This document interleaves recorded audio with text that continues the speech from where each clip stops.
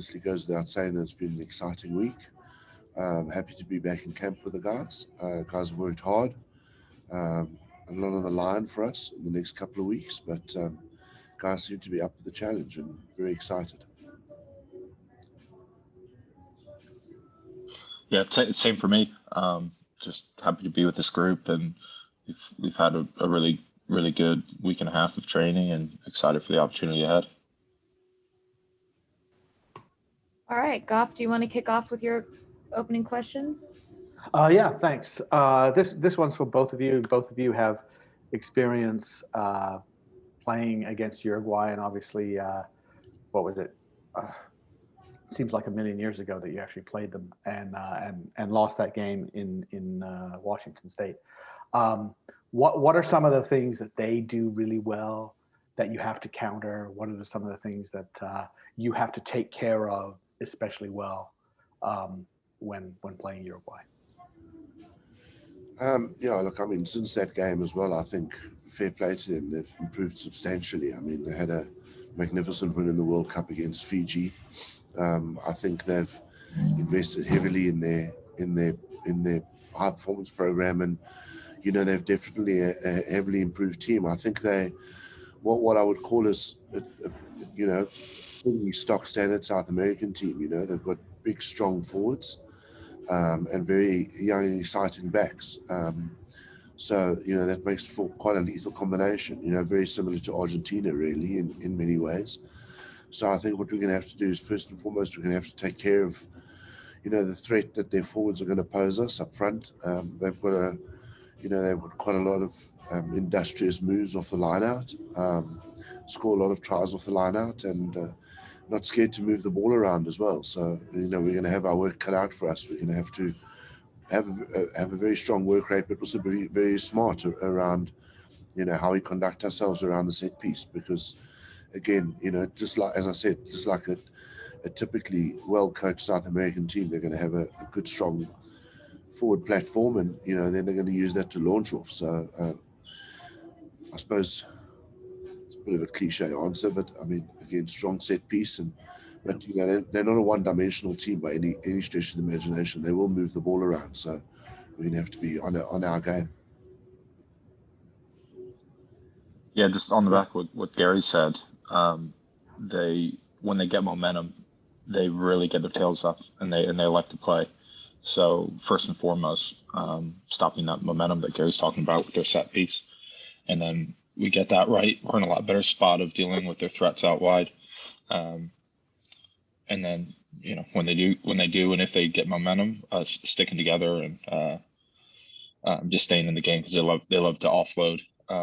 They've got really skillful backs. They love late tips. They move the ball around really well. So us just staying connected as a group and taking away their threats and not being individualistic. Excellent. All right. Thank you, guys. Goff, you can keep going. Still going? Okay. Piggybacking on that, I mean, for me, Uruguay also, they kick really well. Giving up penalties. I mean, nobody wants to give up penalties, but especially in the altitude in Glendale, they could probably, punish you from 55 meters or so. That's a worry. Yeah, no, that's definitely a factor. I mean, that's a factor with any team, but our discipline in St. John's wasn't very good.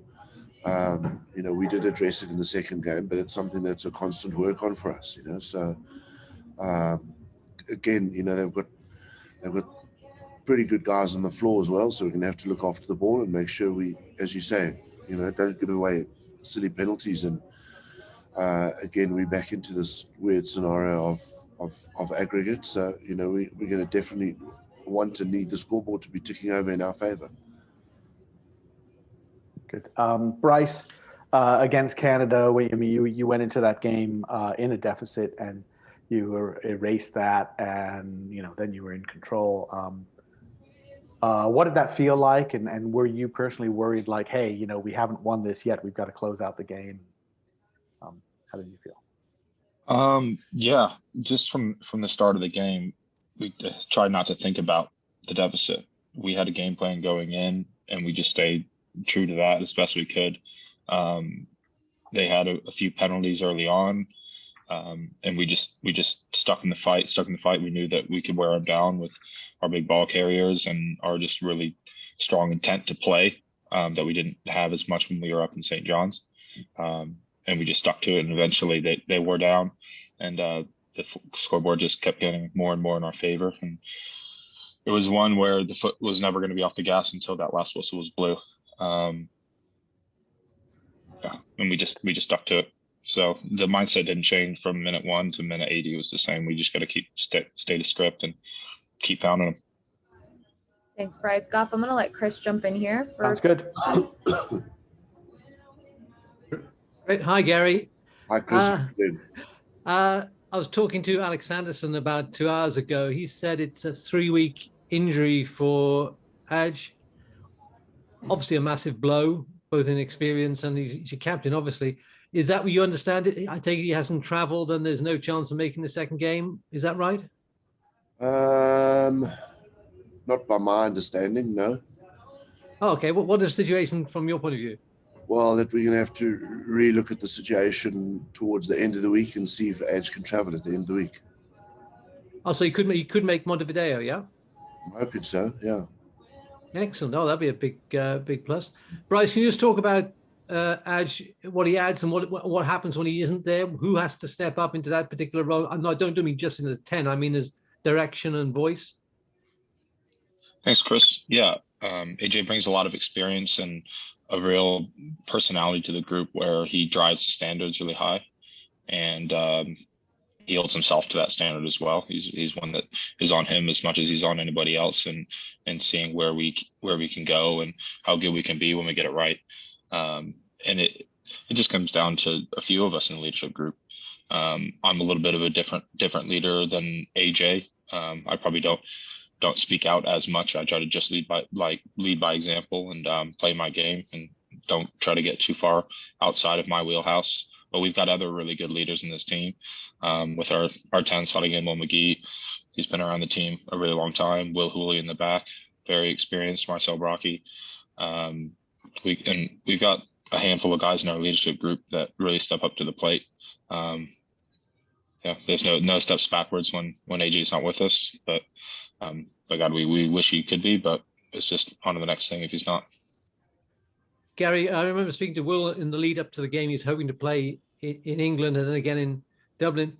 He was leaving Saracens at that point. Has he had much rugby? Obviously, he brings experience, which is invaluable. But how much rugby has Will had? He's been training quite a lot with Bedford. So he's done the season with Bedford. He's had quite a lot of training there. Yeah, and obviously now having come into camp with us, and he's had 10 days with us, and hence the reason why it's just better that we just start him off the bench in the meantime, and just give him a little bit of an introduction back into the game. But he's had quite a bit of rugby with Bedford at the moment, yeah, which has been good. Great. I wanted to talk about Joe and his switch to tight head. What a league to try it in, and how do you feel he's gone? Because if he can make a good fist of it, even physically he's got all the attributes, isn't he? But technically, has he come on quicker than you thought? Because obviously against Uruguay, that cornerstone is going to be vital as always. Yeah, I know it is going to be a test. I mean, as you say, it's quite a tough league to make that decision to make the switch. Again, it sort of was helped also by Leon as well. I mean, he's been doing a lot of work with the Leon scrum coach there, actually for over a season now. So it's been quite a while in the making, the work. Joe, can always cover us at hooker. We know that he can do that job for us at hooker, but being 120 plus kilograms and having a frame that he does have and having the strength that he does have, it's just about the technical adaptation to move to tight head. So we're hoping that that's going to be a continual work on. And as I say, he's been doing quite a lot of work in the French league, so that's quite a tough baptism of fire to be able to change your position there, and been training there quite regularly. And then I thought had a very good game against Canada. So, hopefully onwards and upwards for Joe. I mean, there are going to be days where it's going to be tough for him. There's no question of a doubt. But you know, the thinking behind it is, you know, KP's such a talent. Dylan's playing well. And we just want our best rugby players on the field. So, you know, if Joe can do a job for us at tight head, then that's another really good, powerful ball carrying option we've got for ourselves on the field. We're getting all our best rugby players on the field. Goff, do you want to jump in with any further questions? Chris, we can come back to you at the end as well. Yeah, I got a couple of quick ones. One is on the tactically on the 50-22. How is that factoring into your plans? Do you see that as a weapon or as a danger with a team like Uruguay? And I guess, are you still learning how to fit that in? I'll answer the second question. Yeah, we are still trying to adapt, as all teams are trying to adapt to it. Still trying to get my head around the logic of it. You know, considering I watched the Premiership game the other day and they had 44 kicks by half time. I'm not sure the logic behind opening the backfield to run more is working, but World Rugby can convince themselves as much as they want to. I think it is going to be a threat this weekend, because particularly because we're at altitude and the ball does travel so much further. So it is something that we've spoken about. Again, I'm skeptical of making too much of it, because again, when it goes wrong, it could go spectacularly wrong. I mean, ultimately, you know, we want to keep the ball in hand. You know, we want to play an attractive brand of rugby. But if that opportunity does arise, then we want to take that opportunity. And we, you know, if they are going to leave the backfield open and there's an opportunity for us to kick it in there, then it'll be brilliant if we can retain possession by kicking the 50-22. But it's also more about the fact that we're going to have to watch out for it, you know, with them against us. I mean, interestingly enough, we saw, you know, AJ went for 50-22 last week, and they actually, with our kick pressure, they ended up dotting it down. So, and it was from there that Ruben got the drop goal. So it's interesting how these things are working out at the moment now. So it's work in progress for all of us. Yeah. Interesting. And sort of extension of that with Bryce. I think a lot of fans would love to see you in the open field a little bit more, but the way the game is played, seems like you're more of a battering ram. But what are your thoughts and hopes that we could see you and Tavita Lepetti, you know, find a little space and you know, maybe run over some people in open field? Definitely. Look, we, like Gary said, we want to play with the ball in hand. Kick battle is such a big part of the game, but what it leads to is it leads to open field opportunities, and that's where hopefully Lepetti and I can find ourselves running in a little bit more space, and against, you know, a couple of defenders. So it'll happen when it happens. It's just part of the game. We got to find ourselves and take care of our roles first and foremost, and then when those opportunities arise, we'll take them. All right, sounds good. That's it for me. I'm good. Thank you very much. Thanks, guys. Chris, feel free to wrap up with whatever last questions you've got. Yeah, sure. Gary, just on the dynamics of bringing the guys over from Europe, when did they arrive, and has it been much easier this time bringing them in? Well, we brought them straight into Denver, so it's been much easier this time. We didn't have to reroute and have to go through the States to get to Newfoundland. So yes, it has been easier. They pretty much arrived in batches over the weekend, depending on when they played. So if they played on Friday, Saturday, or actually Sunday in David and Nui's case. So they arrived on Sunday and Monday, because pretty much they came in over the weekend. So not ideal, but it was a lot easier than it was in the past. Yeah. And in terms of the lessons you learned from the first leg of the two-leg against Canada, and I asked Bryce the same question, is it something you identified in the mental preparation or the physical preparation, or was it just the travel that meant you didn't deliver as you wanted to, but you obviously made up for it in the second game? No, it's a good question.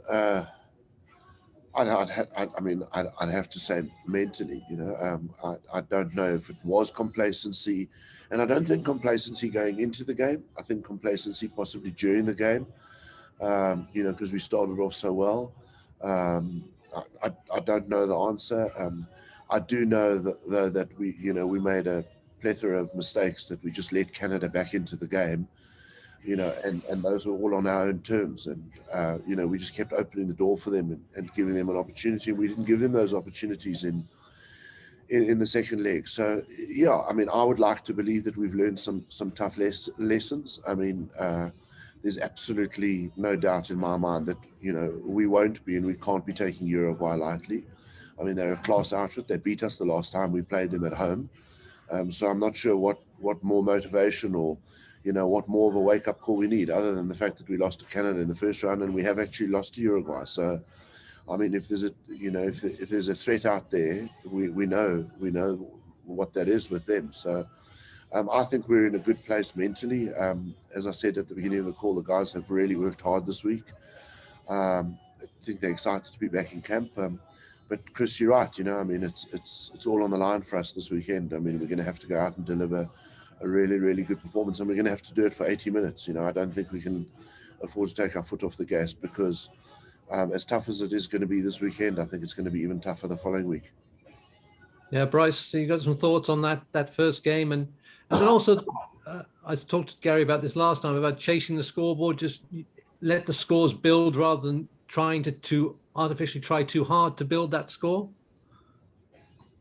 Yeah, I think Gary really pretty much said it all. I feel that we were ready going into that game up in St. John's, and like Gary said, we got the early penalty try, and I think that mentally we're thinking, okay, we got this. You know, it's just going to happen.